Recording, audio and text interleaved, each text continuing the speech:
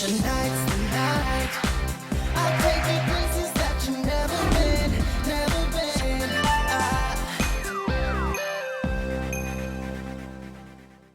안녕하세요. EBS 온라인 입설 김한슬 선생님입니다. 오늘 주제는요, 여러분들 검정고시 학생으로서 어떻게 대학을 갈까? 그 방법을 함께 또 고민을 해보는 시간인데요. 여러분들 이 미로 같은 입시 상황 어려우시죠? 아마 여러분들은 주변에 고민을 함께 나눌 친구도 조금 부족하고 또 상대적으로 입시 고민을 함께 상담할 학교 선생님도 없는 상황이기 때문에 오히려 여러분들이 혼란이 더 크지 않을까 하는 걱정이 됩니다. 그래서 오늘 이 시간에는요, 여러분들과 함께 여러분들이 검정고시를 보는 검고생으로서 어떤 수시 전형에 응시를 할 수 있는지 뿐만 아니라 여러분들이 어떤 과정을 통해서 대학교 입학 전형들을 탐색할 수 있는지 그 방법을 함께 알아보도록 하겠습니다. 일단 여러분들이 가지고 있는 어떤 특징을 살펴보도록 할 텐데요. 여러분들은 이 학생부가 없다는 특징을 가지고 있습니다. 혹은 학생부가 있는 친구도 전체 학생부가 있는 게 아니고 일부만을 가지고 있다는 특징이 있는데요. 그렇기 때문에 대학에서는 여러분들의 이 교과 성적을 어떻게 반영을 할지, 또 출결이나 봉사활동은 어떻게 반영을 할지, 동아리 활동 등의 이 비교과 활동은 또 어떻게 여러분들의 평가를 할 때 반영을 할지에 대한 고민을 항상 하게 됩니다. 또 한 가지 특징으로는요, 검정고시 시험은 상대적으로 학교 내신 시험보다는 난이도가 낮은 편입니다. 그렇기 때문에 대학 입장에서는 이 검정고시 성적을 있는 그대로 학교 교과 성적으로 환산을 하는 것이 바로 공정한 것인가 라는 고민을 할 수밖에 없는 상황인데요. 여러분들이 이 대학 입장의 고민을 좀 이해를 한다면 이 대학교가 여러분들을 위한 전형을 세웠을 때 이게 어떤 의미구나 하는 부분을 조금 더 이해할 수 있을 것이라고 생각이 됩니다. 여러분들이 주로 선택하게 되는 이 입시 전형은 학생부 중심 전형, 다시 말해서 학생부 교과와 학생부 종합 전형이 있을 거고요. 그리고 논술 중심의 논술 전형, 그리고 마지막으로 정시에서는 이제 수능 중심의 전형이 있을 거라고 생각이 됩니다. 일단 먼저 수시 전형, 특히 학생부 중심 전형을 살펴보도록 할 텐데요. 여러분들이 대학교의 수시 전형을 탐색하기에 앞서서 여러분들 스스로를 한번 돌아보는 시간이 필요합니다. 왜냐하면 학생들마다 굉장히 다른 특성을 가지고 있기 때문인데요. 예를 들어서 학생부 성적이 전혀 없는 학생도 있고 또 학생부 성적이 한 3개 학기 정도, 그래서 자퇴를 2학년 때 했다거나 하는 그런 학생들도 있겠죠. 그리고 검정고시 성적이 굉장히 높은 만점에 가까운 학생도 있을 테고 또는 그냥 합격 기준만을 넘긴 학생도 있을 겁니다. 또 이런 것들을 반영을 해서 여러분들 관심 대학을 찾는다고 하더라도 그 대학에서 이 검정고시 학생들을 수시 전형에서 뽑아줄지 또는 뽑아주지 않을지에 대한 요소도 한번 검토를 하셔야 되고요. 여러분이 혹시 학생부 종합 전형을 생각하신다면 여러분들 비교과 활동을 학생부가 없기 때문에 다른 방식으로 입증을 해야 되는데 여러분들의 활동 증빙 서류를 여러분들이 준비를 하셔야 합니다.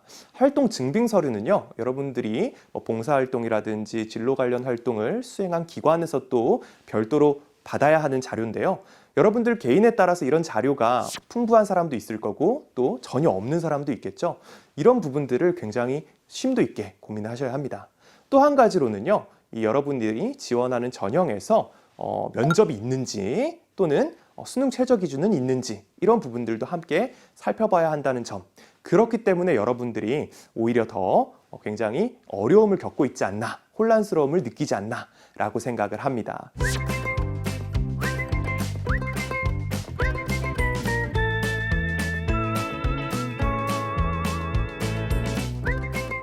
그래서 오늘은요, 여러분들에게 몇 가지 예시를 보여드릴 텐데요. 여러분들의 상황이 다 다르니만큼 또 학교마다 학생을 뽑는 기준이 다 다르니만큼 선생님이 이런 상황에서는 이 대학이 유리하다라고 말하기는 굉장히 어려움이 있습니다. 그래서 그것보다는요, 몇 가지 예시를 통해서 여러분들 스스로 자기의 장점과 단점을 좀 판단을 하고 어떤 과정을 통해서 나한테 유리한 수시 전형을 탐색할 수 있는지 그 방법을 알려드리도록 하겠습니다.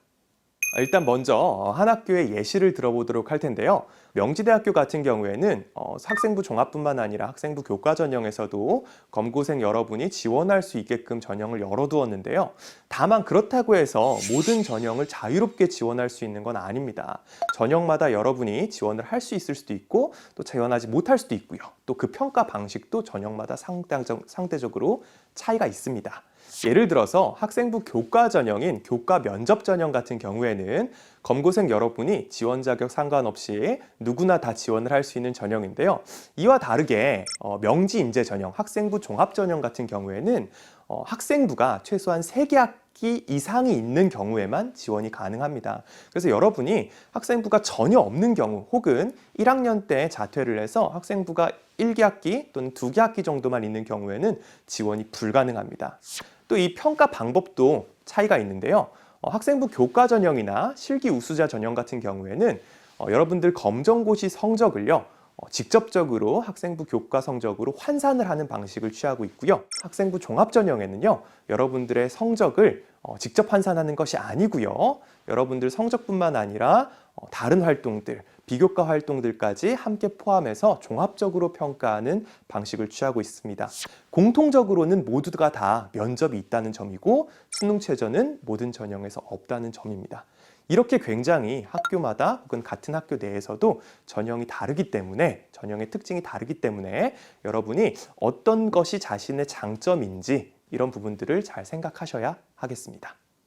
여러분들이 가장 궁금해할 것이 나의 검정고시 성적이면 이 학생부 교과 점수를 얼마나 받을 수 있는지, 어떻게 환산이 되는지가 가장 궁금하지 않을까 생각이 되는데요. 보여드리는 표는요, 바로 앞에 있는 명지대학교에서 여러분들 검정고시 성적을 학생부 교과 선정으로 환산하는 표입니다. 한번 볼까요? 여러분들이 만약에 검정고시 점수가 100점이라면 그 여러분들이 환산된 교과 성적의 등급은요, 내신 2등급이다 라고 환산이 되게 됩니다. 그리고 만약에 여러분들이 95점 이상을 받았다면 그것은 여러분들이 내신 등급이 3등급 정도 된다 라고 환산이 됩니다. 이런 식으로 환산하는 방식을 검정고시 성적의 학생부 교과 직접 환산이라고 부르고 있는데요. 이런 환산 기준을 가진 학교들이 굉장히 많으면 좋겠지만 사실 그렇지는 않습니다. 대부분의 경우, 대부분의 인서울대학교 같은 경우에는 학생부 성적을 이렇게 직접 환산하는 방식보다는 여러분들의 전형 요소, 예를 들자면 논술 전형에서는 논술 성적을 학생부 교과 성적으로 환산하는 방식을 취하고 있는 게 대부분이고요. 다만 지방에 있는 학교들 중에서는 이렇게 학생부 성적, 검정고시 성적을 직접 환산하는 방식을 많이 취하고 있습니다. 이와 다르게 논술 전형은 조금 차이점이 있습니다. 여러분들 성적을 반영하는 방식이 조금 달라지는데요. 바로 전형 요소 환산 방식을 취하는 대학교가 많다는 점입니다. 전형 요소 환산 방식이라는 것은요, 앞서 말한 것처럼 여러분들의 논술 성적을 여러분들의 학생부 성적으로 취한하는 방식을 의미합니다. 예를 들어서 경희대학교를 한번 볼게요. 경희대학교는 논술 우수자 전형에서 논술 70% 그리고 학생부 30%를 반영해서 학생을 선발을 하는데요. 학생부 영역을 여러분들의 이 논술 점수를 가지고 환산을 합니다. 이 상세표를 한번 보도록 할까요? 경희대학교의 경우에는 여러분들의 논술 점수를 채점 후에 이 논술 점수의 배점이 예를 들어서 686점부터 만점인 700점 사이에 있다면 그것을 여러분들 학생부 성적 300점 만점에 300점으로 환산을 해주는 그런 방식을 취하고 있습니다. 그래서 경희대처럼 이런 환산 방식을 취하는 학교의 경우에는 여러분이 검정고시 성적이 좋지 않다고 하더라도 여러분들이 검정고시에서 높은 성적이 아닌 합격 통과만 한 상태라고 하더라도 논술을 잘 보는 경우에 만점에 가까운 학생부 성적을 받을 수가 있습니다. 그래서 여러분들에게 한편으로는 유리한 전형이다 라고 설명을 할 수도 있겠네요. 서울시립대의 경우에는요, 비슷하긴 하지만 여러분들의 논술 성적을 학생부 성적으로 치환하는 방식을 사용하고 있기는 하지만 또 경희대학교하고는 다른 방식을 사용하고 있습니다. 서울시립대는 논술 전형에서 논술 점수 60%, 학생부 점수 40%를 가지고 여러분들을 선발을 하게 되는데 이 학생부 성적을 판단하는 방식이 조금 특이합니다. 바로 여러분들의 논술 점수, 그 논술 점수를 받은 학생들의 평균 학생부 성적을 보고 그 점수로 여러분들의 성적을 치환을 하는 방식을 취하고 있습니다. 그래서 만약 여러분들이 논술 점수를 만점을 받았어요. 근데 만점 받은 학생들, 논술을 만점 받은 학생들의 학생부 성적이 3등급이라고 해봅시다. 그럼 여러분들도 3등급의 점수를 받게 되는 겁니다. 이렇게 논술 전형에서는 많은 학교들이 검정고시 성적을 학생부 성적으로 직접 취한하는 방식이 아닌 논술고사 성적을 학생부로 취한하는 방식을 취하고 있기 때문에 경우에 따라서는 여러분들이 내신이 좋지 않은 고등학교 3학년보다는 오히려 더 경우에 따라서는 유리한 전형이 되기도 합니다. 이것이 바로 상대적으로 많은 검정고시 학생들이 논술 전형을 노리고 있는 이유입니다. 그럼 과연 어떻게 여러분이 지원을 할 대학을 찾을 수가 있을까요? 어떤 전형이 내가 쓸 수 있는 전형이고 쓸 수 없는 전형이고 혹은 어떤 전형이 나한테 유리한 전형이고 불리한 전형인지 판단을 할 수가 있을까요? 그 방법을 차례대로 설명을 하도록 할 텐데요. 일단 먼저 여러분들 이미 잘 알고 있는 대학 어디가 라는 사이트에서 여러분들이 지원 가능한 수시 전형의 전체 리스트를 확인할 수가 있습니다. 대학 어디가 사이트의 대입정보센터에서 그리고 그 중에서 대입전략자료실에서 검정고시라고 검색을 하면 이렇게 결과 화면이 뜨겠습니다. 그래서 12번 파일부터 15번 파일까지 받으시면 PDF 총 16개가 정리가 되어 있습니다. 기역부터 희읍까지 대학교 리스트에서 여러분들이 관심 있는 학교와 전형을 선택한 이후에 꼭 다시 한번 확인을 해야 되는 것이 바로 대학교의 입시 요강인데요. 왜냐하면 아까 명지대학교 같은 경우에는 이 학생부 성적이 3학기 이상 있는 경우하고 전혀 없어도 지원 가능한 경우하고 전형이 나뉘어 있습니다. 그렇지만 이 대학 어디가 사이트에서 얻을 수 있는 정보는요. 검고생이 지원 가능한 수시 전형이 다 나와 있지만 세부 자격 기준은 나와 있지 않습니다. 그래서 여러분들이 꼭 정말로 지원이 가능한 것인지는 대학교 입시 요강 꼭 확인하시고 지원하셔야 되겠습니다.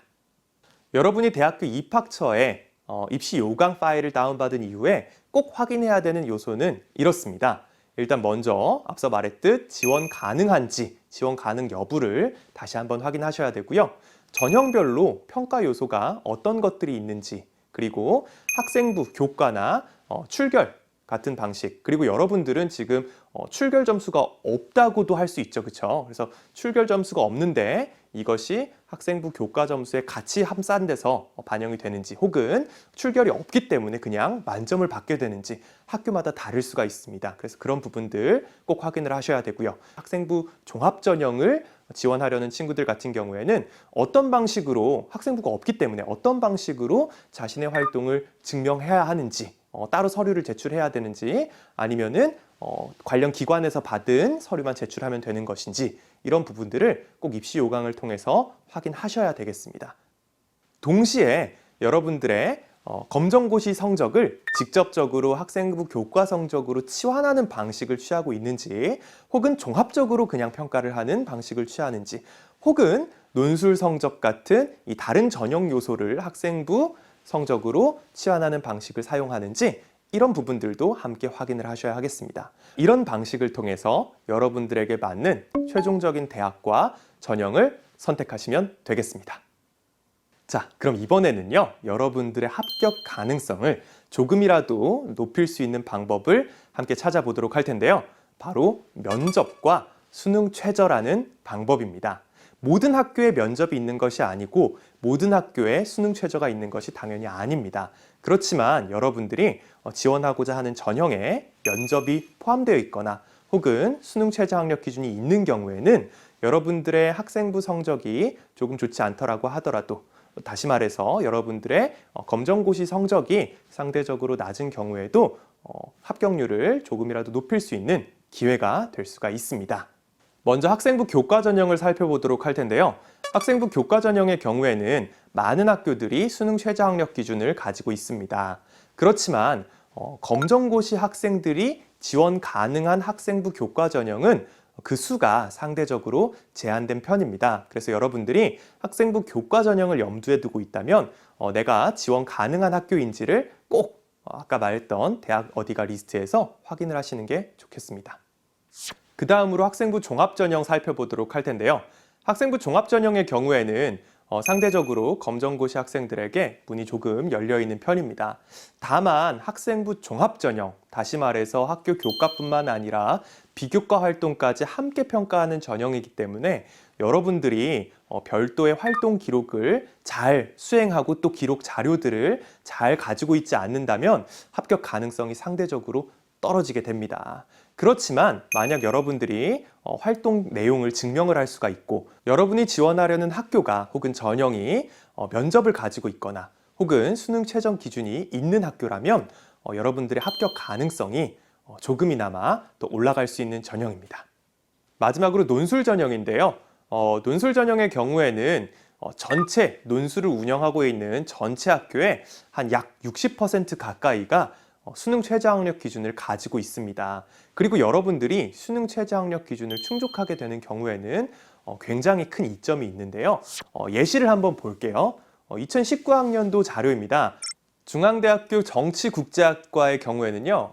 최초 경쟁률이 60대 1이었고요. 화학과의 경우에는 70대 1이었습니다. 하지만 수능 최저 기준을 통과한 학생들만을 기준으로 다시 한번 비교를 했더니 정원 대비 수능 최저 통과 인원이 17대 1 그리고 12.8대 1로 줄어든 것을 볼 수가 있는데요. 이것은요. 경쟁률이 거의 70%에서 80% 가까이 줄어든다는 말과 같고요. 반대로 말하면 여러분들의 합격 가능성이 훨씬 더 몇 배 더 증가한다라고 할 수도 있는 말입니다. 마지막으로 정시 준비에 힘쓰고 있는 검고생 여러분들을 위해서 몇 가지 당부의 말 드리고 싶은데요. 가장 중요한 이야기는요. 공부 시간, 절대적인 공부의 양을 이길 수 있는 공부 방법은 없다는 것입니다. 여러분들도 아마 이미 잘 알고 있을 것입니다. 그리고 또 한 가지 이야기는요. 여러분들이 지금 해야 하는 공부는요.